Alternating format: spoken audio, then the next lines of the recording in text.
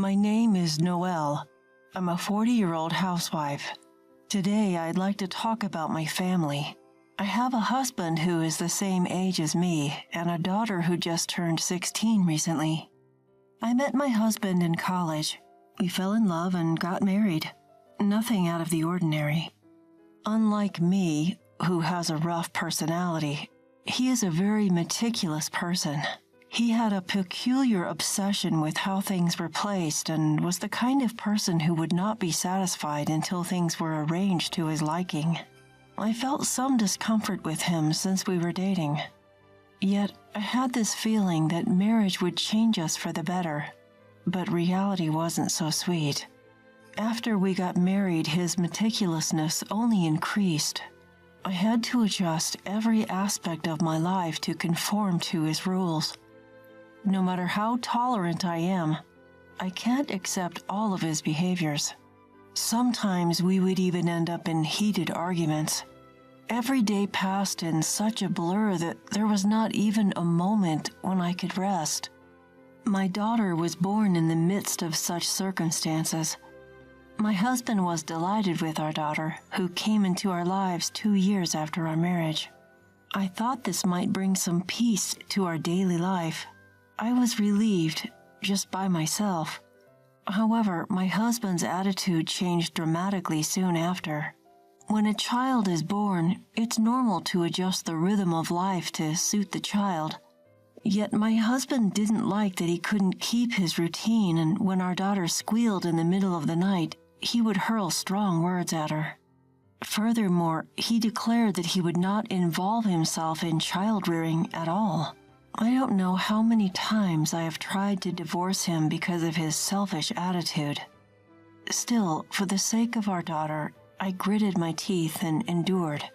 Every day, I fought desperately to protect my daughter, risking my own life. As if to mock my struggles, another tragedy was about to strike, and the cause was the very existence of the daughter I had fought so hard to protect. It's often said that children resemble their fathers, but I absolutely didn't want my precious daughter to resemble that man. Fortunately, her facial expressions were similar to mine. I thought everything would be okay. I believed so, but despite my wishes, as she grew up, her personality started to resemble my husband more and more. Around the age of 10, she started complaining about my cooking and became upset or threw tantrums when she didn't like the way things were placed or cleaned.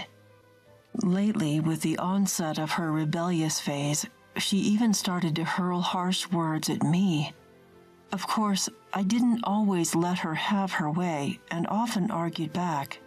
As if to break my heart, my husband sided with our daughter and started blaming me. When attacked by both of them, I couldn't fight back. Ultimately, my life became one where I was being constantly criticized, and then the day finally arrived. From the morning, I was feeling lethargic. I had a slight fever and was feeling dizzy. I was so unsteady that I couldn't walk straight in the house. I couldn't even stand and was stuck sitting on a chair.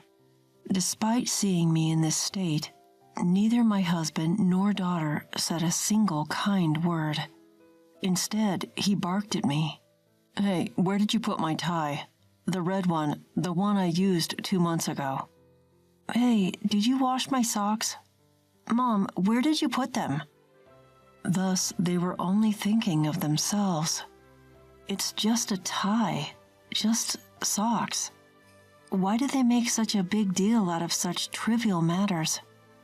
Couldn't they pay attention to me just for today? Somehow in my hazy consciousness, I managed to see them off, and then I collapsed in the hallway. The next thing I saw was the familiar ceiling of the living room. I had been sleeping on the couch. It seems I had moved to the living room unconsciously. Although I was still feeling tired, thanks to a good rest, my condition had improved. I was awake, but there was a pleasant feeling as if part of my brain was still asleep. being unwell was the cause, but I wonder when the last time I have slept so soundly. I gave up trying to escape from that comfort and went back to sleep. When I woke up next, it was already dark outside, and when I reflexively looked at the clock, it was past 5 in the evening. I felt the blood drain from my body all at once. I hadn't done most of the household chores, such as laundry and dinner preparation. I have to at least make dinner. I jumped up and headed to the kitchen. Since there was no time to go shopping, I managed to put together a menu using only leftovers. I'm home. My daughter came home at the worst possible time while I was still scrambling. Wait, you're still making dinner? That sucks. I'm sorry, it'll be ready soon. Ignoring my apology, my daughter went into her room. Soon after, my husband came home from work. What, you're still cooking dinner? His words were filled with obvious discomfort. He has a meticulous routine after coming home, so he must have noticed something was different. After saying only that, my husband went into his room.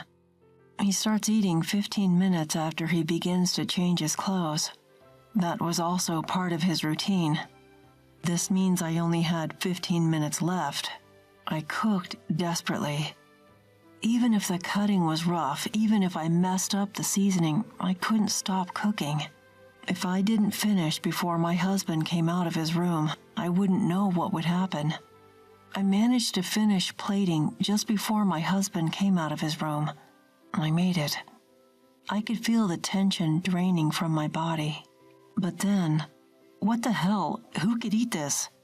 That was my husband's outcry. What's wrong? What's wrong, you say?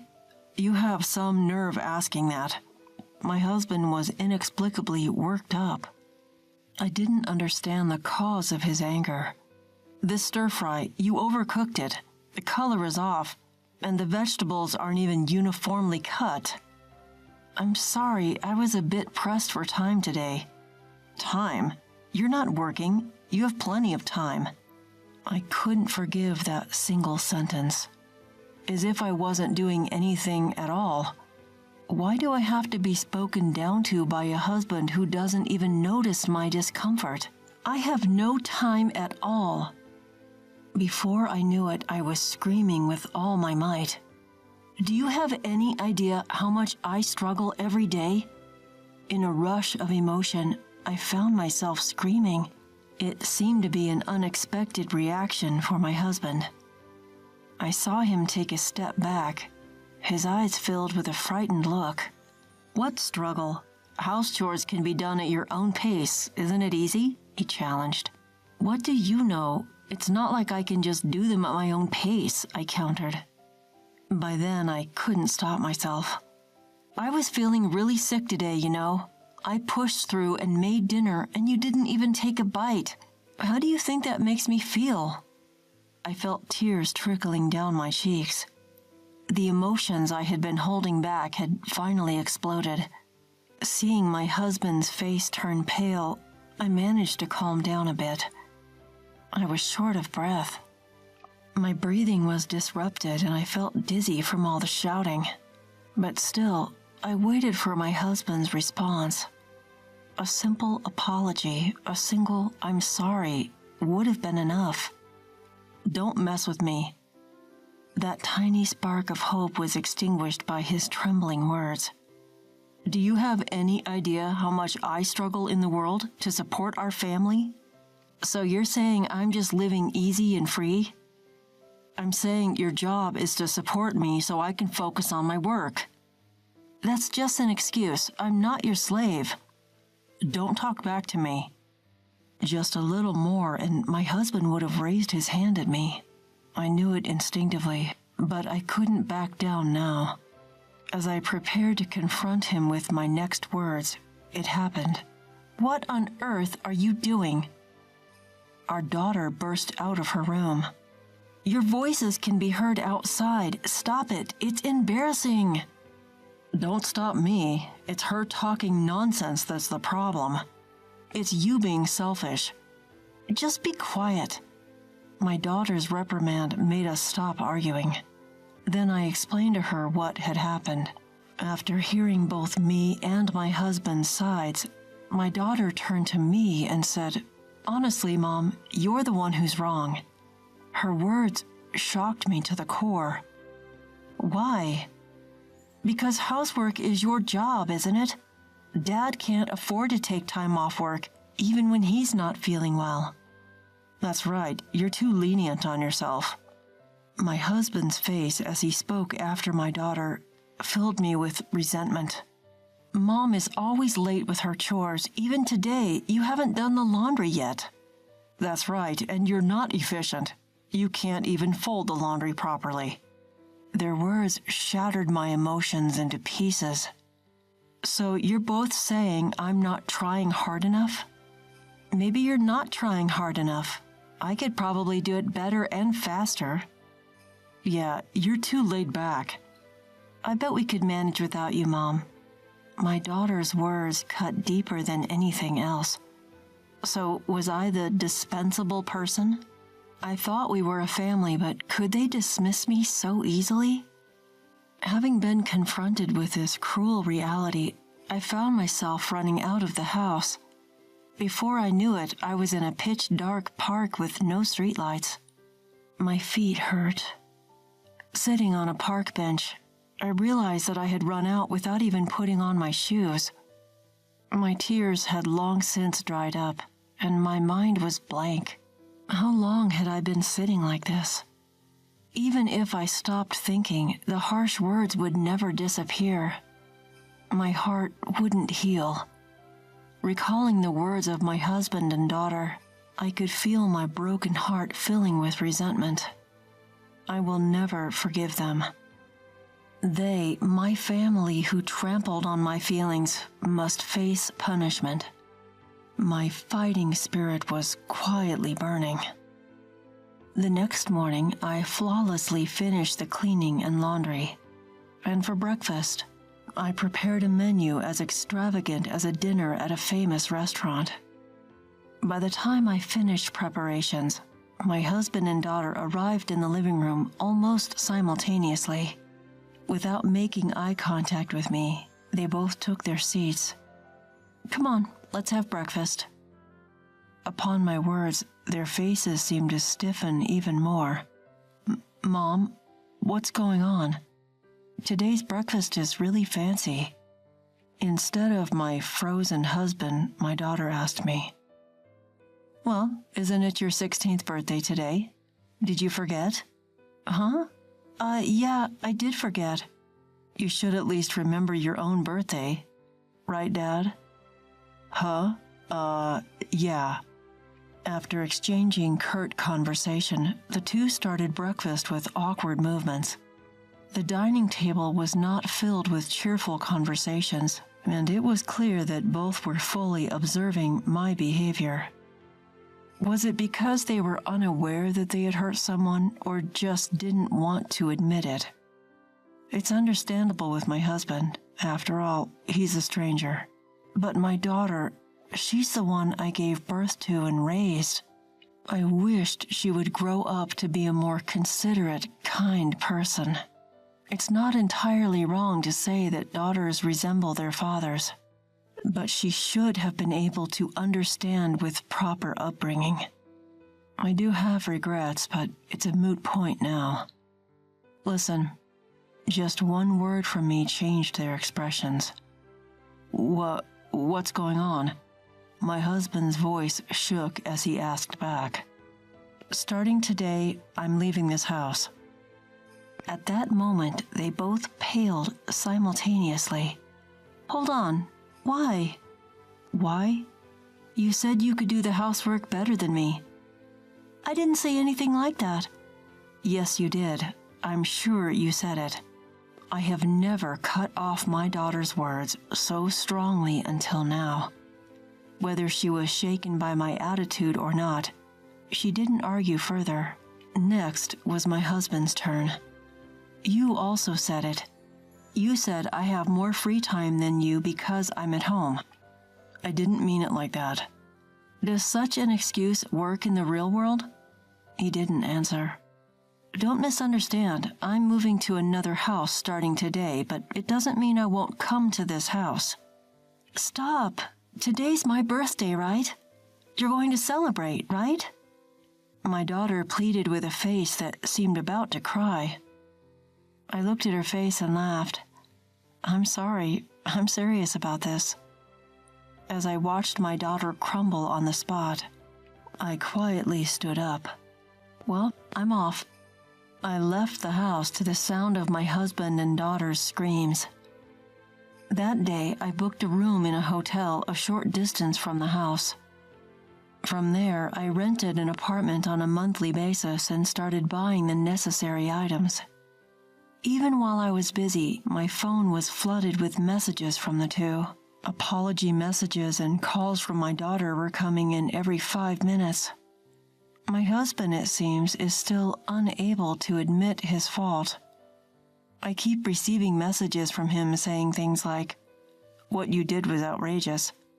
I've left all the messages from the two of them unread. It's really convenient these days being able to show my intentions without doing anything. 2 nights after leaving the house, I returned home once. As I opened the front door, my daughter came running up to me at an amazing speed. "Mom, you came back." I just came back to pick up something I forgot. I untangled myself from my daughter's arms, which were wrapped around me like a hug, and headed for the living room. Since I had only been gone for 2 days, there was no change in the living room as expected. However, the kitchen was piled high with convenience store lunchboxes, ramen cups, and bottles. Worse than that was the bathroom. Laundry had been left unwashed there. Both my husband and daughter often complain about the way I cook and fold the laundry. However, neither of them can do household chores like cooking and laundry at all. Of course, knowing that, I left home, so the current disaster is within my expectations. My husband was in the living room, but due to his pride, he turned his face away after just a glance at me. I pulled away from a sobbing daughter and left the house silently that day. 1 week later, when I returned home to check on them, the house was already filled with garbage. These two who never clean up or even take out the trash. Even so, the mess was far beyond my expectations. Mom! My daughter's face, which emerged as if pushing through the garbage, was horribly dirty and her hair was disheveled. She should be able to take a bath by herself, but it was clear that her life was falling apart at an unsustainable level. And at this point, my husband finally admitted his fault. "I was wrong. I'm really sorry." My husband kneeling on the garbage, rubbing his forehead against the garbage. Looking at him, I gently said, "Don't think you're going to be forgiven just by prostrating yourself." I felt a moment when the air froze for the first time. My husband's face, with his eyes wide open, was filled with despair. Next to me, my daughter was breaking down in tears. "If you really feel sorry, first clean up this house. If you can't do that, I'll divorce you." I get it, so please, forgive me." My husband jumped up and started to stir the trash around. He doesn't even know how to clean up in the first place, so it can't be helped. In the end, I proceeded with the cleaning while giving instructions to the two of them. It wasn't until 3 days later that everything was perfectly cleaned up. Now, shall we continue the birthday party? My husband and daughter lying in the living room, which is now cleaner than before. Looking down at the two of them, I deliberately said that cheerfully. From then on, all the housework was taken over by my husband. Even my daughter, who used to side with her father, is now on my side. Those days were very hard and painful, but now I realize that it was necessary.